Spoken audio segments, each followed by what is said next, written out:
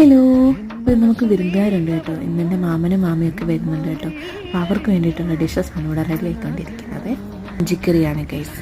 ഇഞ്ചിക്കറി ഇവിടെ ഇത്രയും ആക്കി വെച്ചിട്ട് അമ്മ എന്തോ പരിപാടിക്ക് പോയേക്കോ കേട്ടോ. ഞാൻ വന്ന് നോക്കിയപ്പോൾ ഇതിങ്ങനെ കിടക്കുക. രാവിലെ എണീറ്റ് വന്നപ്പോൾ ചിക്കൻ കറിക്ക് വേണ്ടിയിട്ടുള്ള ഉള്ളി ഞാൻ റെഡിയാക്കി വെച്ചിട്ടുണ്ടായിരുന്നു കേട്ടോ. അതിനുശേഷം പോയി കുളിച്ചിട്ട് വന്ന് ഈ കവർ കേട്ടോ. ഇത് ഞാൻ അമ്മയുടെ വീട്ടിൽ പോയിട്ട് വന്നപ്പോൾ കൊണ്ടുവന്ന സാരീസാണ് കേട്ടോ. ഇതെല്ലാം വെട്ടാനുള്ളതാണ്.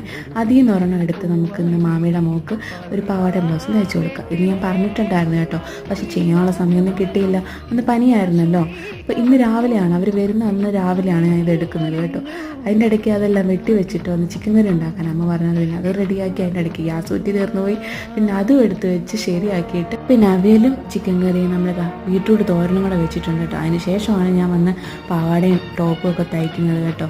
ചുരുങ്ങിയ സമയം ഉണ്ടായിരുന്നുള്ളൂ. പക്ഷെ ഞാൻ രണ്ടും റെഡിയാക്കി കൊടുത്തു കേട്ടോ. അവസാനം അവർക്ക് ഇട്ട് നോക്കിയപ്പോൾ നല്ല പെർഫെക്റ്റ് ആയിരുന്നു കേട്ടോ. അപ്പോൾ അത്രയുള്ളൂ.